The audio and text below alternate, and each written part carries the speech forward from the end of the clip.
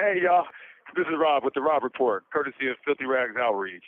And, we back at it again, as we get started today, even though you might hear a little bit of excitement in my voice, I will just start off by saying that it has not been a great week for us, I thank you guys. I thank everybody for your prayers. I thank everybody that listens to us, everybody that likes what we have going on. But we lost our brother this week, our brother Cory Lewis, better known as Payso. We lost him this week. And it's been very very painful for us, to lose one of our guys in prison. And I would just say, just to put a little context to it, Cory lived like nine cells down from me, and I didn't even know he had went to the hospital. All I knew is that the way we interact, he'll just come down the stairs, he'll see me drawing, and then he'll tap in with me. And you'll always hear his giggle, or you'll see something that'll just move you, or he'll come in and he'll look at like when I'm drawing, and he'll comment and he'll say, hey, you need to do this, you need to do that. He'll just tag in and he'll tag out, or he'll be gone, or he'll sit down, and and then I was like, yo, where's my guy at? And I thought maybe he was just sleeping or whatnot, and then I found out that he was up in medical, and I'm not sure exactly, I don't want to go too far as like what happened, what could have went wrong, but what I do know is that, on the Robb Report, I just try to keep it real, and I've been telling you guys, people pass away in this prison, and I don't think that we get the adequate services that we need as people. We're treated less than human beings, and it's like, we commit crimes, and we come to prison, and, most of us are repentant, and we're very remorseful, and we don't come here with death sentences, or life sentences, but we're not making it up out of here, and so like for me and my brothers up in here, it's been very, very tough on us, I think today was probably the best day for me as far as just dealing with this, because like I said, me and Cory, we have had some of the best conversations, and for me, I tend to think I'm kind of smart, but he was way smarter than me. He was more he knew the mathematics. That was the first thing that attracted me to him, and he would always tap in about Rob, as far as what he thought was selling out the black culture and the different things of that nature. And he would talk to me about the things I do with Filthy Rags, and always making sure everything's above board and how we don't sell out the people, and we challenge the culture. You know what I mean? So I always have challenged the culture, but I've also had somebody that I look at like a coach too, that I talk to and I bounce ideas off of, and now I don't have that, But what I will say is, the way I see things, for example, if I see like a fly, I always will think, well, don't kill that fly, man. That's probably somebody that, passed away or something that is trying to talk to you. And that's just how my mind works. It may not be true or not, but I will say this. I went to the hobby shop the other day, and Cory had made me this ankh, and he drew it on a piece of paper. And I went in there the other day, and the paper just came flying out of my notebook, and I was the only one in the room, and it was the picture that he had drew for me, and I've had it for over a year. And I felt like in that moment, that bro had reached out to me and let me know that everything was going to be okay.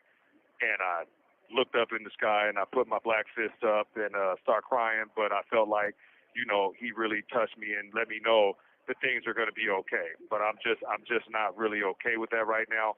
But I just want to honor his memory, and I want everyone to know too that I don't know if there's going to be a Skype, but his funeral will be on August 25th. At 11 a.m. And before I move on, I want to say something else about Cory. When I did the Robb Report, and me and Cory talked on the Robb Report, Cory came to me the next day, and he shook my hand, he gave me a hug, and he said, hey, man, I really appreciate that interview.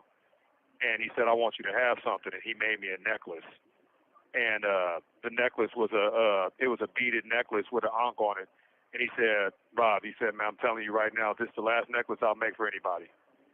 And, I just remember these lyrics, from Wu-Tang, and I wanted to just rock that with respect. And I'm like, nah, man, for real. And I just felt like special with him saying, I'll never make one of these for nobody else, and so I got that necklace in my cell, and so like it's really hard for me because I really grieve really, really hard when I lose my friends, and so like this week has been a week of just pain, and I'll just move on and I'll tell you guys that today we also had somebody in this prison that took his life, and he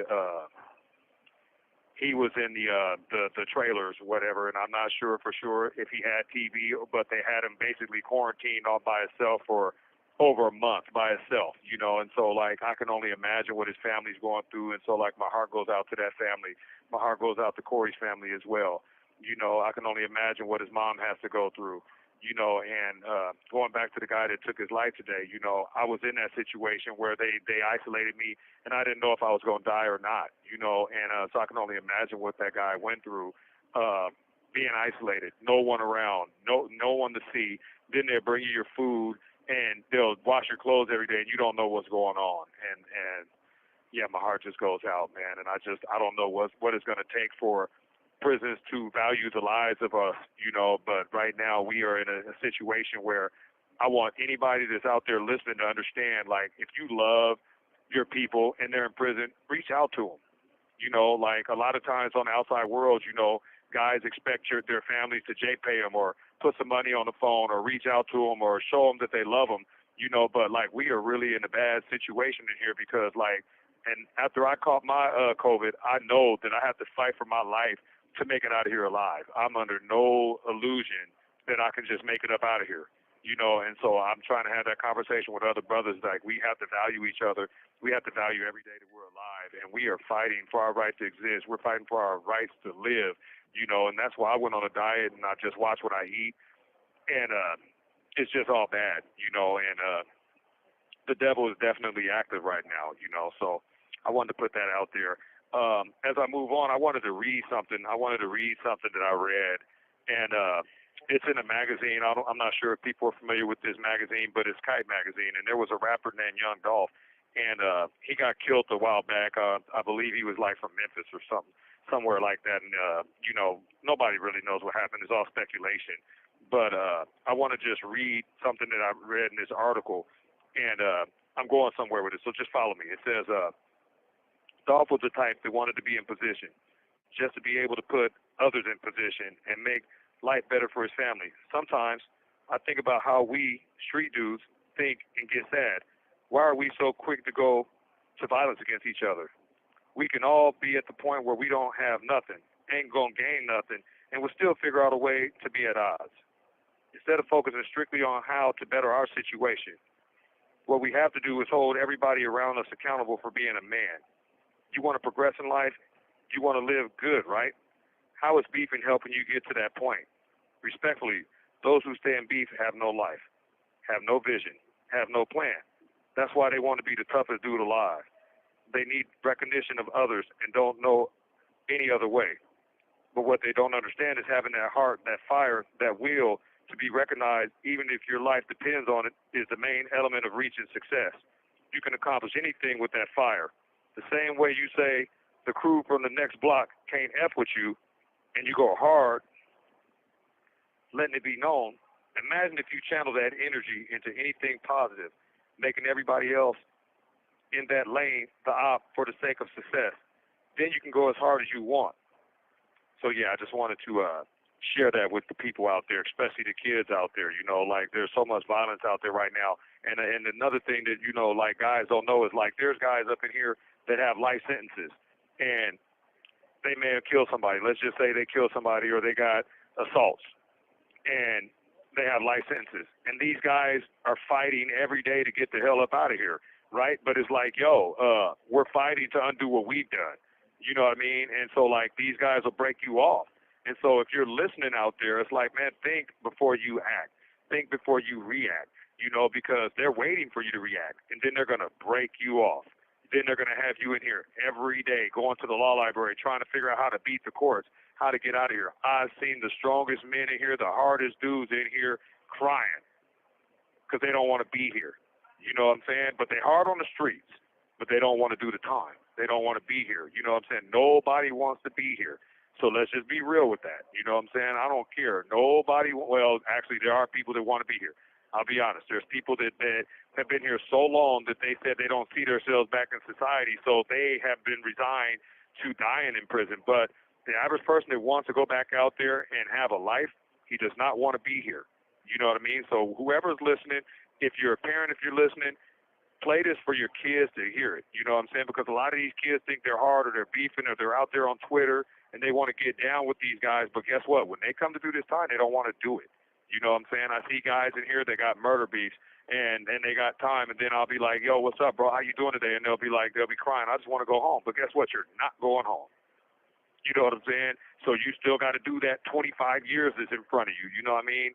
So it's like, yo, a lot of you guys don't have to come in here. So, like, just think about what you're doing out there. You know what I mean? So, anyways, shout out to Larry Norman last week, too. You know, he did that interview with me about Tacoma.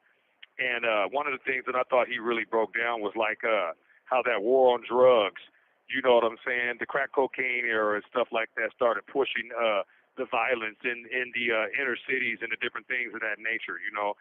And so one of the things that I was really thinking about after that was, like, you know, like back in the 70s, like when I was growing up, they had the freebase era, you know, where, you know, it was just the cocaine and, you know, and then it went to the crack, and then we saw the crystal meth and we saw the ecstasy, and now we're seeing the fentanyl. And so my thing is like, yo, how is all this stuff happening? How is the government allowing these things to just keep happening? How do we get to a point of fentanyl? And I think that, like, a lot of this stuff is done, like, with the pharmaceutical companies, and they just allow us to, you know, keep committing crimes. And that's why women incarceration is going up, because a lot of women are becoming addicted to these drugs out here. So I just wanted to put that out there and just kind of piggyback off what the brother was saying. It was very, very insightful. So if you guys didn't hear that interview, check it back out. It was last week. It was Larry Norman, Lawrence Norman, and it was just great. Another update I got is on Sherrill Turner. You guys might remember we did an interview with her a while back, and her daughter was killed, and we asked everybody to go out and support her.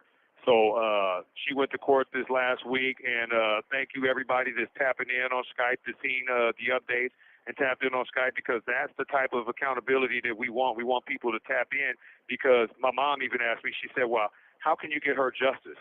Because my mom heard it, and I said, well, Mom, I think that what we have to do is we have to support her.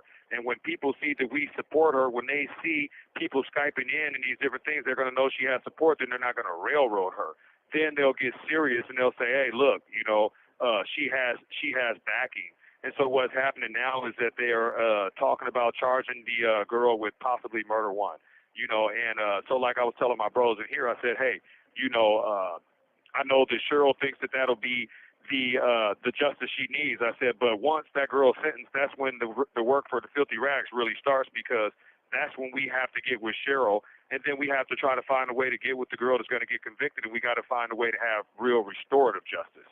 You feel me? So, like, if you guys don't know what restorative justice is where we try to get both sides. We try to get the girl that's locked up to understand what she's done, but we also have to get with Sherrill to understand how this may have happened. How do we reconcile? How do we move forward? How do you get that real closure? You get that real closure when you guys can get face to face and you guys can have those talks as adults. So, you know, the work for Filthy Rags is real, you know, and I'm just going to say this for my guy Payso, you know, bro, you know, I know you can hear me out there. I ain't going to never sell out, man. You know what I'm saying? I know the talks that we had, we've always talked about just being true to this work, and I'm not going to sell us out, bro. You can watch over me, and you're going to see, man, make you proud, man. And I hope that everything is still good with the Fly Start. I'm going to try to update next week as far as the Fly Start event and try to make sure everything is good there, too. You know, so, Jessica, what's good? Sorry about that. What's going on? Nah, what's up now? I mean, talk to me, man. Man, yeah, this week has been really crazy. I feel like the mood's just been kind of somber all week.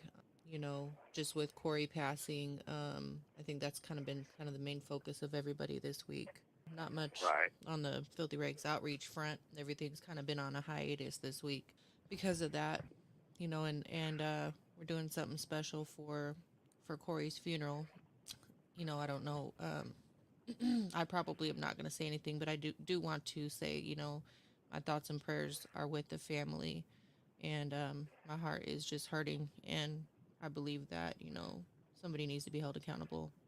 For sure, for sure. And yeah, and it's really tough, and for you guys out there listening, one thing you can tell is that we're trying to be very respectful of the family. We don't really want you guys to jump to conclusions or anything like that, but I will tell you that there's a lot of pain from the inside. Obviously, we're going to always feel like that there was some miscues, some missteps that took place. And so, like, I want to just double back on you real quick, Jessica, and just say that one thing is for sure is that you guys have actually, like, I don't think the work stopped because you guys have been trying to be in touch with the family and trying to figure out things that we can do, how to get the recordings to the family, how to get some recordings for the funeral and different things of that nature. So, I mean, I think the work really does continue. You know what I mean? So, like, could you speak to that real quick? Yeah, I mean, you're right. I guess when I said that, I was kind of talking about everything else except for this kind of has been put on the back Okay. burner. But yeah, that is part of the work, that we do. We're going to have to be there for anybody that's getting killed out in the community, these young kids that are getting killed. That's a type of service that we want to provide and be there for the families of youth and young people that are getting killed out there in the community too. So yeah, you're right, it is part of the work. Yeah, I can tell you this. I was on the yard the other day, and like when I'm usually on the yard, I'm usually in my zone. I have my earbuds in. I'll be doing my pull-ups. I like to be in my own world. But every time I go to the yard, I always end up helping somebody, whether it's a release plan or somebody throws something on me. Well, one of my partners pulled up on me and he said, "Hey man, what's up with you, man?" And I said, "I'm trying to figure it out." And he was like, "Well, what are you trying to figure out?" I said, "Well, my man Payso passed away, and so I'm trying to figure out how can we make sure that when our bros pass away, we can help these guys pay for their funerals and stuff." But at the time, my guy didn't even know Payso had passed away, and he's like, "What are you talking about?" I'm like, "Bro, you didn't know that uh, Payso passed away?" And he was like, "No, you're just telling me right now." He didn't believe me, and I don't know why he would even think that I would play like that. But the moral of it was is that I was like really distraught, and I'm sitting there figuring out like, yo, how can we get to a place, I've always wanted Filthy Rags to be at a place like that where we have cash on hand through donations or whatnot to take care of people like that, to take care of people in the community, because I don't know what his financial situation is. All I know is he was incarcerated, and I know he leaves kids behind. You know what I mean? And so like that really bothered me. You know what I'm saying? And the work we do is so important to me. So yeah, I was as I was calling back in, man, I was just thinking about something too that I wanted to say to everybody, and it's going back to Cory, and it just hit me when I was calling back, and I was just thinking like how we weren't speaking for a while. Like I'm gonna say it was about like 7, 8 months ago, right? Where uh, for a couple of weeks we didn't speak, and I was like, dang, I didn't know what was going on. You know what I'm saying? And I was like, so I didn't want to disturb his groove, and so I went to somebody else that I knew that was really super close with him, and I was like, yo, what's going on with Cory, man? And he ain't been talking to me. You know what I'm saying? He been walking by me, and did I do something wrong? Like, you know what I'm saying? Just ask him. Like, I didn't know, right? And so he had came and sat down and he had talked to me, and he expressed that there were some things that was going on, uh, and he just kind of isolated himself. And I was like, yo, bro, hold on a sec, bro. I was like, man, like always come to me. If you feel some kind of way, like, bro, all we got is us in here. Like, come talk to me. You know what I'm saying? Like, I didn't know how to feel. Like, like I just didn't know how to feel, and I was like, yo, man, just always come talk to me, man. If you got something going on, come talk to me, and let me know because we're all here together. You know what I'm saying? And it's very important for me as a person, like what happens to people in their lives and stuff. And I know last week I kind of expressed how sometimes I feel like people in prison don't care about other people and they don't care about what's going on in other people's lives. But I truly care about everybody that I'm around. Like if somebody tells me, like for example, Nut, Nut's with us, and Nut sent the email one time, and he was talking about how his son was not doing well. Every time I see Nut, You know, he'd be like, Rob, what's up? And I'm like, yo, bro, what's good, man? What's up with your son? Because I never forget, like, it matters to me because I know those little things will, like, mess with our time, and so, like, I just want to bring that up for, like, people that are free. Like, if you have a disagreement or if you feel like somebody's not talking to you or just something's wrong, like, reach out to those people or reach out to somebody else that can reach that person for you. You know what I mean? So that we can figure out each other. You know what I'm saying? Our time is short on this earth. And that's the thing is, like, I think we're going through that right now here where we're realizing, like, mortality was just right next to us. And so I think, like, there's a lot of people that are in shock. And so I'll share this other thing that just happened today. So they just hired these new officers. And for some reason, there was this new officer, and today he decided that he just wanted to post up on us and buck up and be, like, staring at us and chest out and arms out. And it's like, really? You know what I mean? Like, really? That's what we doing? And so I had just got back from yard just a few minutes ago, and some of the officers had just spoke to me about it. And I said, hey, man, listen, I know that guy is new, but at the same time, we're all processing something right now. He don't know what's going on around here, and he's posting up on us and flexing on us, and, like, we're all processing the loss of one of our guys. You know what I'm saying? So, like, it's important for you guys to express to him, like, respect has to go both ways. Like, you don't know what goes on in our lives, and I know a lot of times the officers, they'll come in and think this is like Oz or something, and they have to treat us some kind of way, and, like, we're really processing things. And, like, when you're in prison and you're processing, you can say the wrong things or you can act the wrong way. The next thing you know, you're in the hole. And so, like, it's like, man, it's so much right now. It just feels like the weight of the world is on our shoulders right now. But I do take pride in doing stuff with Filthy Rags and just kind of reaching out to the brothers, and we're having healing circles. We're talking. We're trying to also talk to some of the officers around here and trying to create a peaceful space. So, like, when people think we're just doing time or we're criminals, yeah, we may have done some criminal acts, but I just want people to see that there are a lot of people in here that have just made mistakes, and we're still human beings, and we hope that you guys would actually see us as human beings. Just for you guys out there listening, we're trying to get an exclusive interview with my brother Vincent Sherrill, known as Tank, and he's a few minutes late, but also he's over at Coyote Ridge, and that's a different correctional facility, and their rules are different. And right now we got, like, COVID rules. They have these cohort rules and these different things where you have to stay away from people, and then also, you have to respect the phone lines as well. So while he might have wanted to try to tag in, it's one of them things where you have to respect people with the phones, or there could be a fight and it could turn violent. So, that's one of our realities too, is we have to respect these phone lines up in here, or you have to have some kind of communication with your peeps. Hello? Hey, what's up, bro? What's good? Hey, what's going on with you, comrade? I'm good. Yeah. I'm good. Hey, listen, man. Hey, good, man. Good to hear your voice. I can see you smile, bro. I see the Kool-Aid smile. No, it's good, bro. Like, for real, man. I'm glad that, hey, I'm glad we able to tap in, man. And before we even get started, right, I was just, like, I'll be trying to tell these guys, like, yo, when we reach across these lines to the other prisons, we understand there's different things that are going on at that prison that's not going on at this prison, right? So it's good to have those exchanges of information and stuff, you feel me? And so, like, it's just power in us being able to communicate, bro. And so, like, man, I just think that, like, today I wanted to take a few minutes to, like, talk to the people about who you are, you know what I'm saying? So, like, without further ado, bro, let's get into it, man. Like, just tell the people out there who you are, man, you know what I'm saying? Yeah. Well, I'm today I'm a conscious black man, but I'm also I'm most importantly I'm a son, I'm a brother, I'm an uncle. These are my primary roles right now. That I'm really learning to embrace as my primary roles, right? My primary roles as a son and as a brother and as an uncle.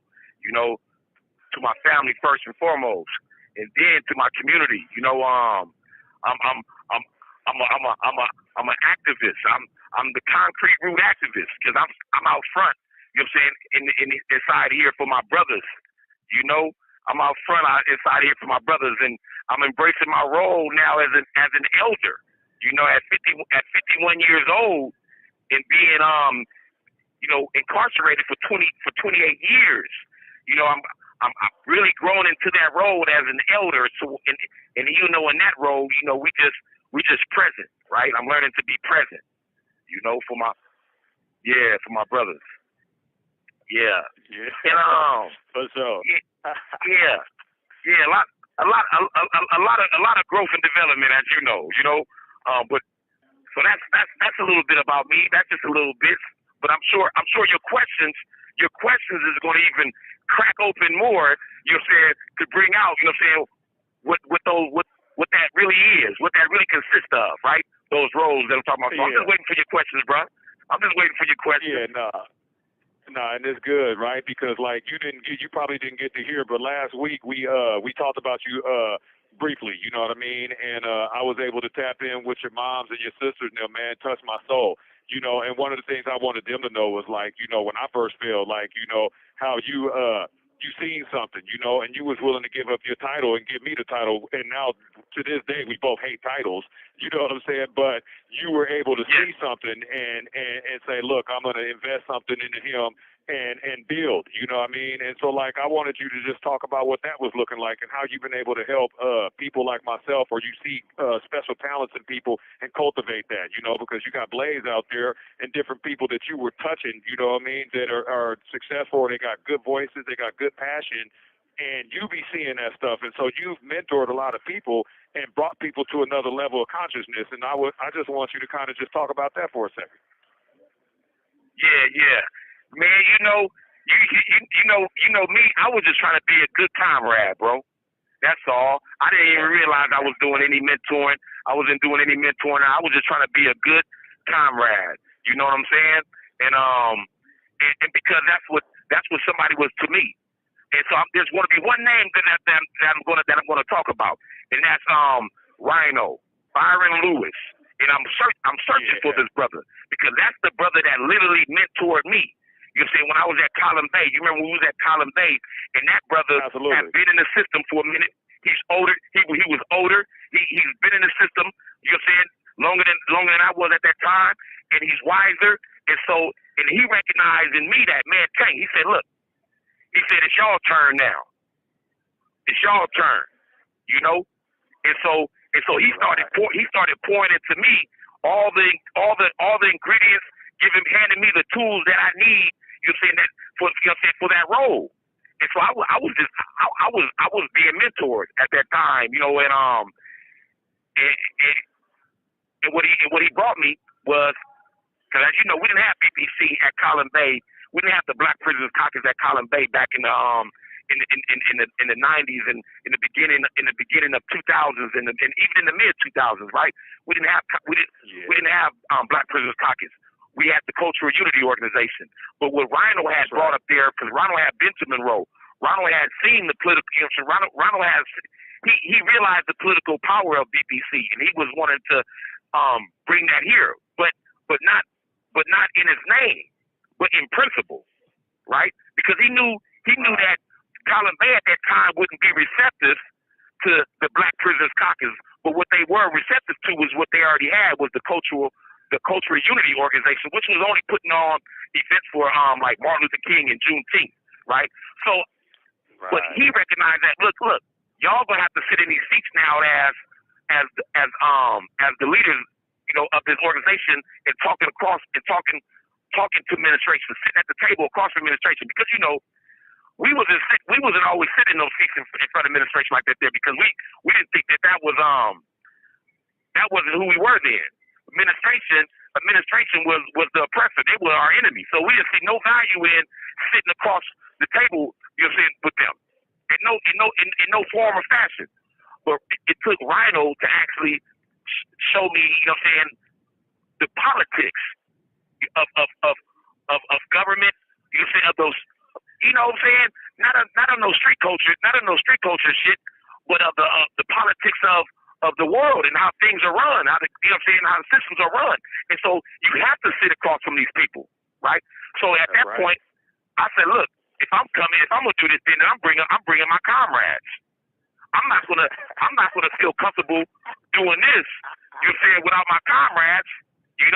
I want people that I can trust, that I know in whose metal's been tested, right? So that was you, that was Blaze, that was all of us. You know what I'm saying? So that's what that was, bro. I was just being a good comrade, Yeah.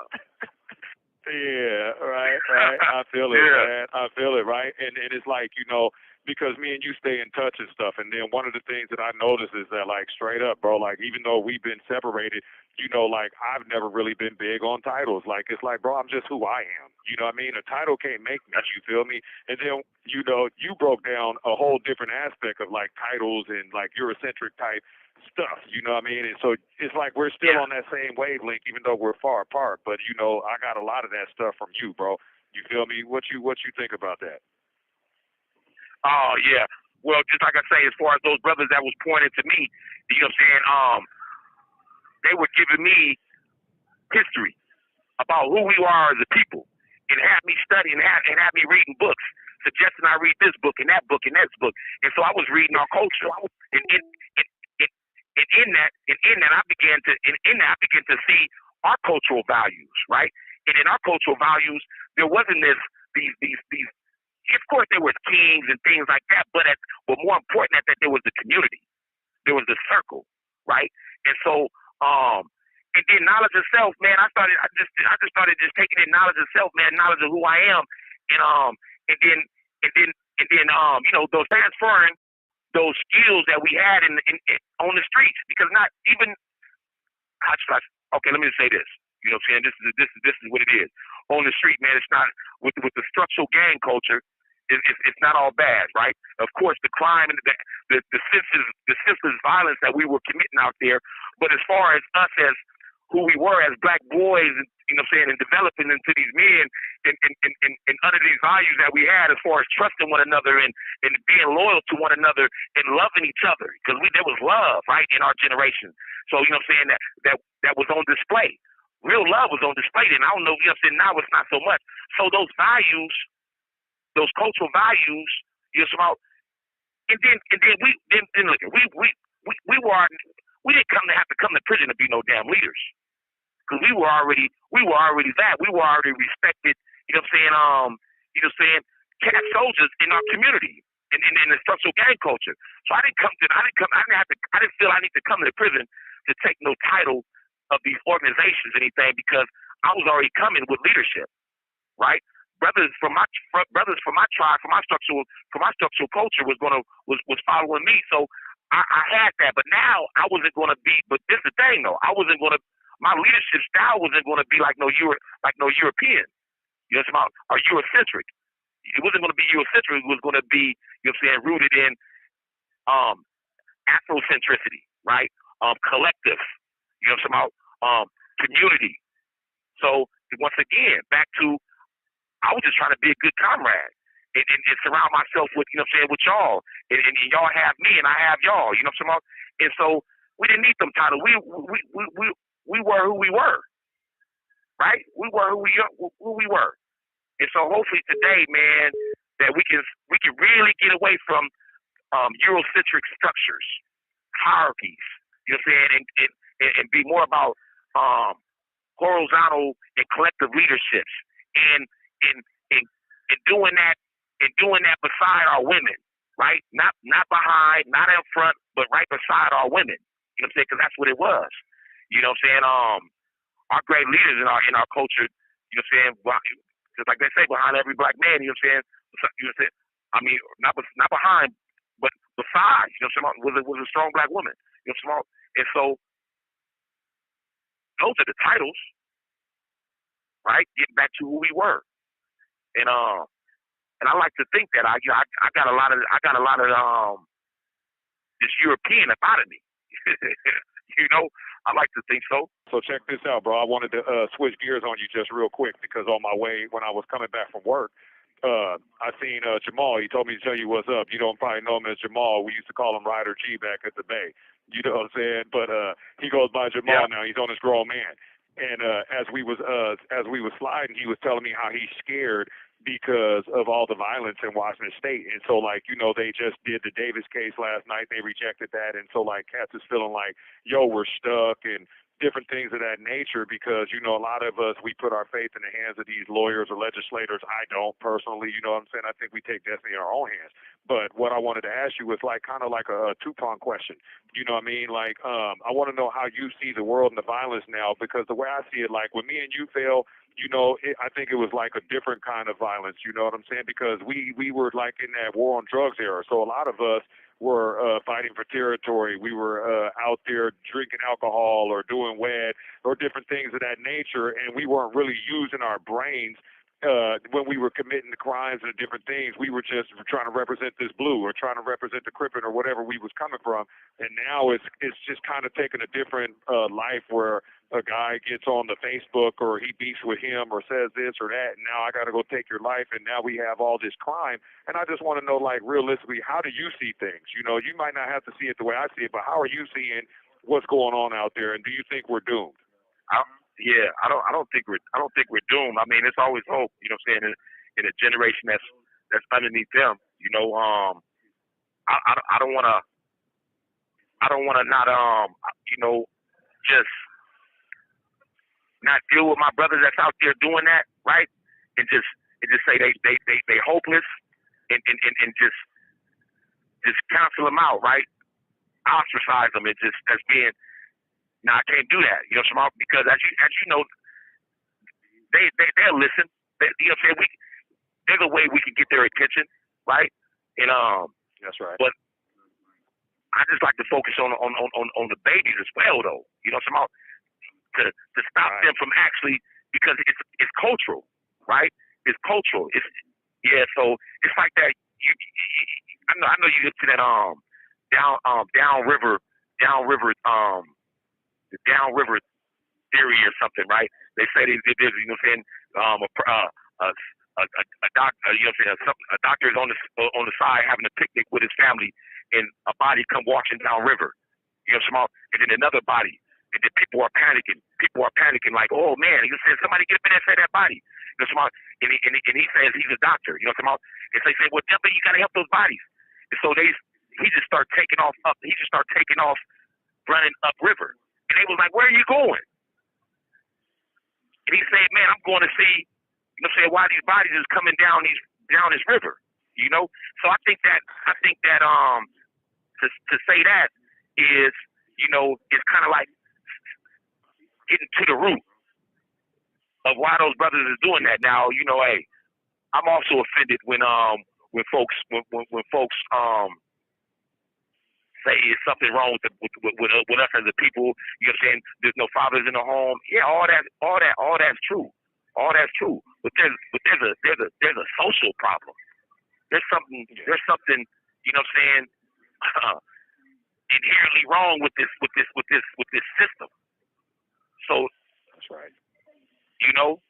And so there lies the problem, and so all hands on deck, you know what I'm saying? But I'm just not ready to throw my brothers away though. You know what I'm saying? And just I don't know if that answers the question, but I'm optimistic. I'm hopeful. You know, I'm always, that's just me, that's just my nature to be. I have to believe. Oh no, absolutely. Absolutely, you know, and I was just giving you one man's perspective as far as like he think we're doomed. I don't agree with that. You know what I'm saying? If I agree with that, I wouldn't do the work I do. You know what I'm saying? Because I clearly know that, you know, just like when I came in, you know, I listen. You know, the elders get up under me. I'm listening. You know what I'm saying? Everybody ain't gonna listen, but you know, you're gonna have a majority that's gonna be like, okay, hold on a sec, let me gravitate over here. You know, because they know that they've been fed some BS. You know what I mean? And we've seen it through the system. You know what I mean? And I wanted to just go backwards real quick because you've done 28 years. You know, could you just talk about what it looked like when you start doing the time? You know, where there may have been some divisions and different things, or maybe even just the unity amongst the brothers. Yeah. There was a unity there, but I think I like to think though, bro, Rob. You know what I'm saying, bro? that then and now I'm able to reach them. You know what I'm saying? I got their attention. They hear me. So I don't. So back then, the same as today. So I think it's the caliber of cats that's doing the talking. I think these young cats is real sharp, and they don't want somebody probably with some character flaws telling them anything, right? That's right. That's right. So they're good. So they're good judge of characters, you know. And so. I mean, but of course, I mean, you know what I'm saying, it kicked up more than when we was in the system, than when we started off, right? That's right. But I know they listen to you just like they listen to me. You know what I'm saying? Yeah, I'm hearing your name. Yeah. I'm hearing your name over here, just like you hearing my name over there, and somebody that's credible. That's right. And that's right. And you have you have those good relationships with those young brothers just like I do. So I think now there's something to there's value. So we know that we need to have the right hands on deck for one. That's and, right.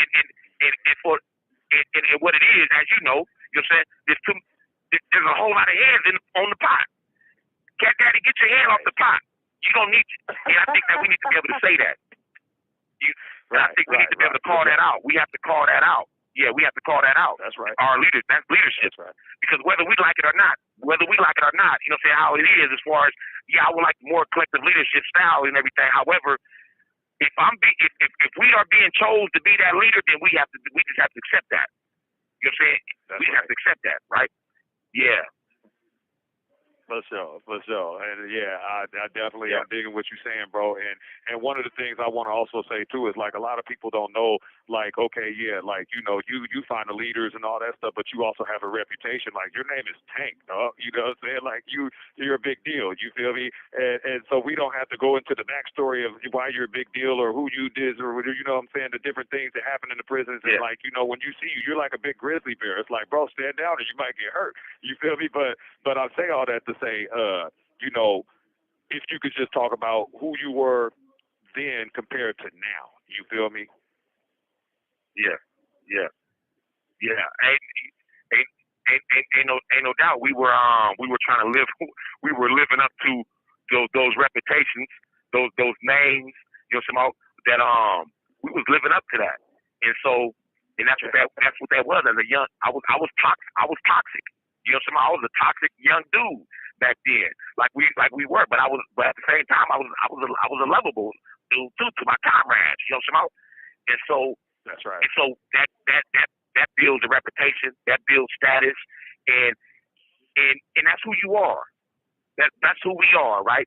And so moving on through life, you know what I'm saying, now being more intelligent, most definitely I'm going to use all that you think I am, and all that you know, all that I'm going to use that to my advantage to get you to listen.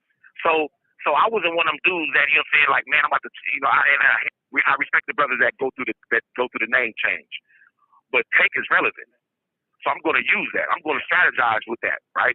You know, yeah, I'm Vincent Jamal Sherrill. I'm most definitely my mama's baby boy, but that's who. Yeah. The streets didn't know that dude. The streets knew Tank, right? So today, if I'm talking to the streets, I got to talk to them to what they familiar with. They familiar with Tank. So that's what I'm bringing. I'm bringing Tank. I'm bringing more. I'm bringing that growth in development, though. You know what I'm saying? That grown man Tank, the wise man, elder. You know, with the same love for my people, I'm bringing that though. So you know, we just. That's what that is, bro. I mean, that's being strategic, you know? Yeah, that's being strategic. Yeah. For sure. And I think that, you know, the credibility means everything, you know what I'm saying, especially when you're dealing with, especially in your own community, you know what I mean? And so, like, you know, let's talk about the values that you particularly bring. I've heard about the stuff that your brother and other people doing out there, you know what I'm saying, but you're locked up and you're still having value in your community. And if you could, you know what I'm saying, just let the people know. Yeah. Well, I'm calling myself the concrete root activist, right? I came up with that like in 2012, 2003, I believe, even before that, but officially 2003, because I felt that, you know what I'm saying, that just represents, you know what I'm saying, my character. That's who I want to be. I want to stand in the gap. I want to stand in the gap in this situation, you know what I'm saying, for my peoples. You know what I'm saying? I want them to see, they may have 10 years, they might have 5 years, they might have a year. I want them to be able to see, damn, this cat that walked off 28 years and he have a life sentence. And I would have never known that if somebody wouldn't have told me that he had all that time, because he just don't wear it like that, right? And so and that's the strength and wisdom that I'm hoping that would drip off, that would, you know what I'm saying, that, you know, that would drip off of me and onto them. So, man, you know, it's so much joy. It's so much joy serving our brothers, man, up in here, being an elder. That's right. You know what I'm saying? That's right. That's a blessing. Right. That's a blessing because hey, Rob, you remember the culture back then when we was coming up, man? We didn't believe that we was going to even see in past our 20s. That was the reality, right? Right. So this time, so I'm considering all this time the blessing. I only know one person that, you know what I'm saying, that gives blessings. You know what I'm saying? That's the God. You know what I'm saying? Elohim. You know what I'm saying? Jehovah, Allah. You know what I'm saying? The God, right? He's the only person that gives. So I'm on his clock. You know what I'm saying? I'm a spiritual man. That's who also I am. You know what I'm saying? I'm also a spiritual man, right? You know, I don't subscribe to no one organized, you know what I'm saying, religion and everything, but I come fellowshipping with all, you know what I'm saying, all my brothers. You know what I'm saying? I sit at the vine and, you know what I'm saying, at the vine and fig tree, at the feet, you know what I'm saying, of a lot of vine and fig trees. That's right. You know what I'm saying? I admire you, brother. I admire you, brother, and your spirituality and how you walk, you know what I'm saying, the straight path, Islam, and how you, you know what I'm saying? That gives me as a spiritual man, you know what I'm saying, man, that gives me strength. But I see my brothers walking in that too. You know? That's right. Yeah. That's right. Yeah. And that's all we can do is man. the best we can, man, and know we on borrowed time, you feel me, and know that there is a higher power, you know, because, you know, you didn't know this, bro, but we just lost a good brother up in here, 9 cells down from me, just gone Saturday, you know, so we really dealing with something up in here, and then we just had a brother commit suicide over here yesterday, so, like, you know, it's really, you know, a lot of people, like, come in with not that much time, and it's a death sentence for them, you know what I mean, and we just keep pushing, you know what I'm saying, and just uplift each other, you know what I'm saying, so everybody matters to me, you know, and that's what I've been letting all these brothers know, man, you guys matter to me, it matters to me how you doing, you know, tap in with me, I'll make the time, I'll stop what I'm doing, you know what I'm saying, I left work today to come mess with you, you know what I'm saying, but let me talk about something different real quick. I want to know, like, for you, you know what I'm saying, just talk to the people about, like, what atonement and reconciliation looks like for you. Yeah. You know, I wronged what it looked like I wronged my community, you know, and so if I wrong my community, then I have to make amends to my community. I have to, you know, say come clean and admit my wrong, and then do the work that follows that. That's atonement. But now the reconciliation comes afterwards, right? That comes next. Are you doing the work? That's right. What that consists of? You know what I'm saying? Well, the community kids. You know what I'm saying? My partner's sons is coming up inside here. You know, they're my responsibility. You know what I'm saying? That's right. They're my responsibility, and that's a part of the reconciliation and reconciling. You know, my harm that I did to the community, to try to make these men walk out, be better men than what they came in, so they can contribute to the community, right? And that's right. Yeah, you know, and so for me, atonement and reconciliation came quick. Being a spiritual man, it came quick. It didn't come a year into my sentence. You know, it came quick.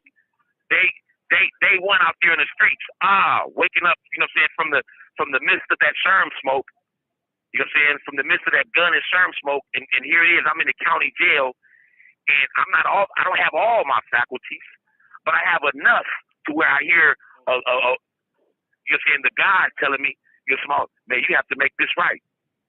So my atonement and reconciliation came right then and there, and then really it came, and then who confirmed that, you know what I'm saying, was my mom.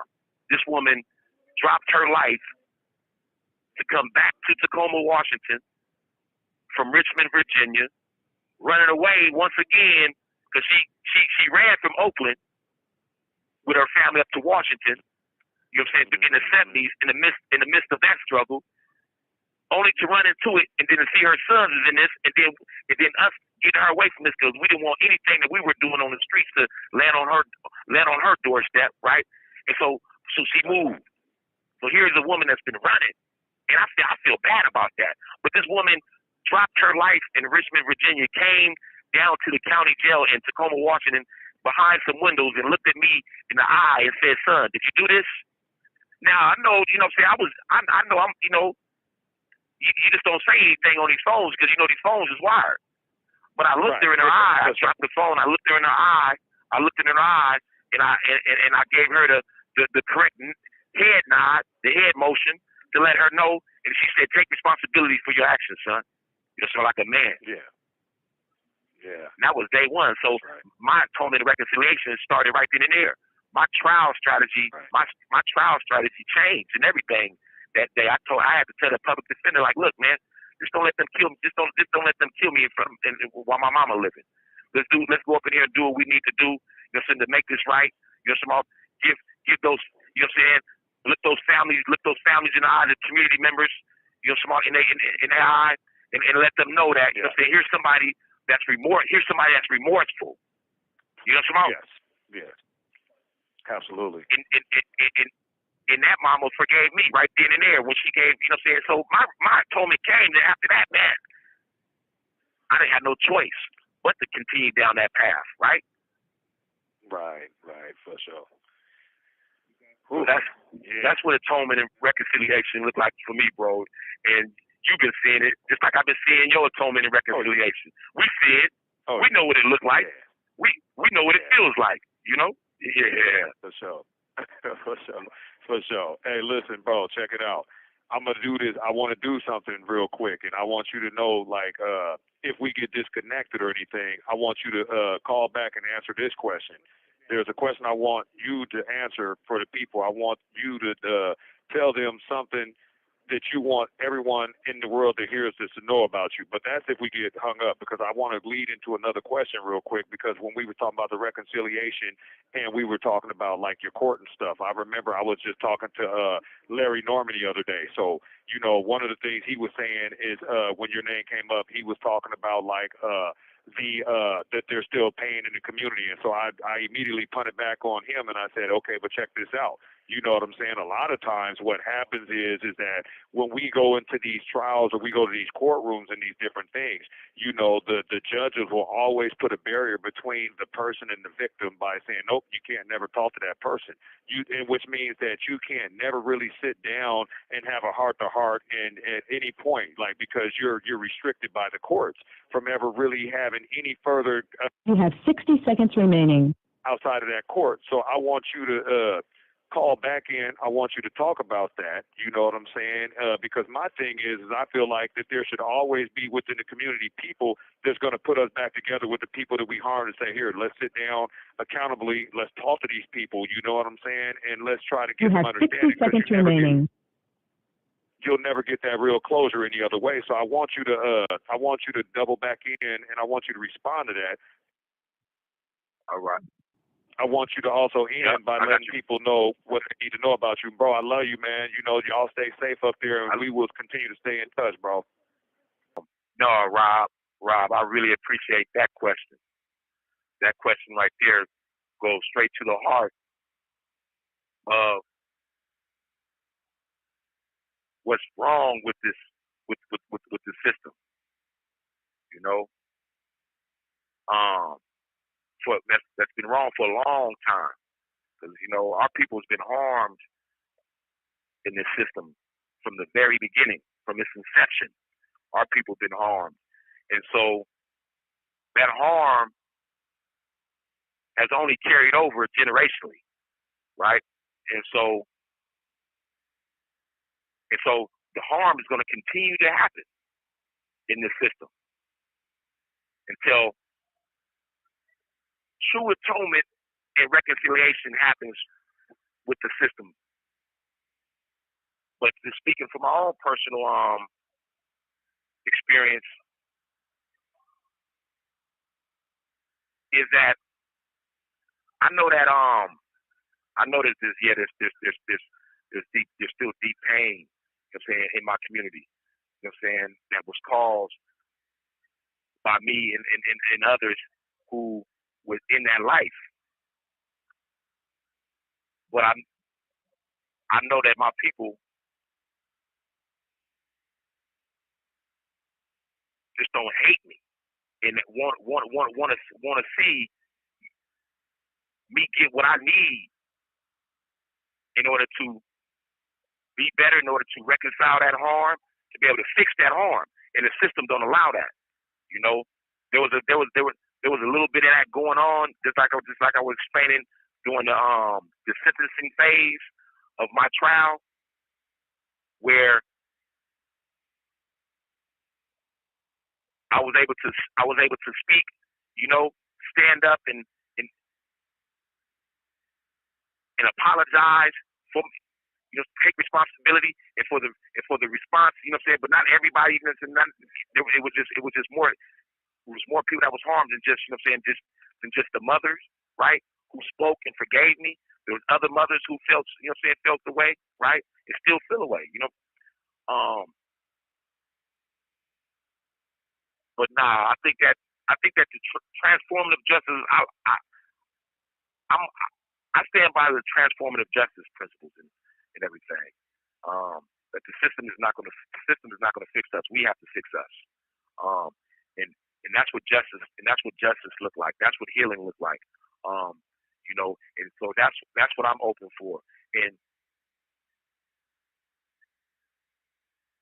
been trying to be in practice of that, you know what I'm saying, directly with folks as much as I can through this crooked system, through this, have folks that reach out to family members and sit down with them, you know, but there needs to be more of that. You know, we really need to have that transformative justice model, you know, in our communities, in all Black communities, delivering, you know what I'm saying, the healing that needs to happen in those communities. And so I'm with that work. I'm committed to doing that work. In prison right now, and you know, if the God feels fit, you know what I'm saying, to release me back to the streets, I'm doing that work day one, you know what I'm saying, on my release. You know, because I know my life is no longer mine to actually just, you know, live the way I feel I want to live it. You know what I'm saying? My life is that of the communities, because that's who we are. That's going back to that principle of Ubuntu. I am because we are. I am you, you are me. So my life is no longer mine. My life is the communities. And so I'm dedicated to doing that work day one. You know what I'm saying? Upon release. And so that's the value I will bring to the community, of somebody who's caused harm and want to fix it and want to reconcile that harm, and want to see others, you know, having an opportunity to atone and reconcile, because that needs to happen. That needs to happen. So I think we need to build our own institutions. I think we need to get back to like the motto of Black Wall Street. That's what those brothers and sisters was doing then. Is creating our own. This system is not. It's not going to fix us. It's not going to heal us. It's not going to do anything for us. It's not going to sustain us in no type of way. We have to do that work. We have to have our own systems in place to bring justice, because this system only weaponizes me against the victim against me, and just perpetuate and just continue to perpetuate harm and violence. This is why we see the continued violence in our communities. Yeah. And I just want to be a part of the collective that's about doing that work. So I thank you, brother, for that question. I thank you for the work that you're doing. I thank you for Filthy Rags Outreach for being an institution that I'm talking about in our communities that make justice happen, that make healing happens for us. So once again, thank y'all for having me. Hey y'all, this is Rob, man. I'm back at you guys. I apologize for having to leave, but you know we are doing this stuff on prison time, and so I wanted everyone out there to know, like, for me to get with Tank and us being in different prisons, you know, we have to try to coordinate things, you know, and it didn't work out exactly how we would have liked to. I would like to have covered a lot more information with him, but one of the main things is I wanted people to understand that, like, you know, we've made mistakes, but it's people like us that are going to help change the things that are going on in the street. So I would just ask that if you guys look on our website, and if you can support his liberation. You know, he was trying to get some funds together for his attorneys and whatnot so that he can have a fair release hearing and different things of that nature. And a lot of times we didn't talk about the brain science and the things that are attached to it. But these guys have to have psych evaluations and things like that. You know, they don't just let the people out, you know. And so we want to make sure that we can try to support his liberation. So I wanted you guys to look on the website. Again, we'll have the proper updates on there. And if you can, please support him, you know. And before I get out of here, too, I wanted to touch back on my guy Payso for a moment, you know, because, you know, I was on a yard and one of my bros pushed up on me and he wanted to know, like, why was I just staring off into space and whatnot, and you know, and I was just trying to figure it out. And he didn't know that Payso passed yet, but when I explained to him, he didn't believe it. But you know, the thing of it was like I told him, I was like really spaced off, and I'm trying to figure out, like, how do we get to a place where we can bury our brothers in prison? How do we get to that space? You know, how do we get to a space where we don't have to have that burden all on his mom? You know, most of us come from single parent homes, you know, and there's only the woman to pick up the pieces, you know. And so, like, that was like a really big thing for me, you know. And so it's like, how do we pick up those pieces? And so, like, I just wanted to put a mere suggestion out there, because so many times when we do this Robb Report, you know, we ask people to donate, you know what I mean? And I don't know, like, if you know, I know with the economy and the different things of that nature, you know, I know people don't probably have a lot of funding to send our way, but we do most of this stuff grassroots without funding from majors, you know, major people out there, you know, because a lot of times, even though they say they want to support and they want to stop the gang violence, the truth is that they really don't. So they don't want to support like that, you know. So a lot of it's going to take us to do it ourselves. And so what I would just say is that if you guys have it in you to start donating, please donate it. If nothing else, for us to be able to send money to families of people that pass away in prison. And one thing about me is I'm like the pulse of the prison. If somebody passes away, I don't care what prison they're at, I'm going to know about it, you know. And so I would just ask my listeners out there, if you guys are listening to us, to just trust me, you know, trust that we will do the right things for our people. You know, there's so much passion with the people that we love up in here, you know, and so there's so much hurt when they pass away. So I would just ask that you guys consider, you know, donating to those causes, and we would always have the updates online if somebody passed away. That way you know that we're doing things responsibly. So I would just tell you guys, in the words of Don Cornelius, he passed away, and he can't use it no more. Love, peace, and soul. Peace.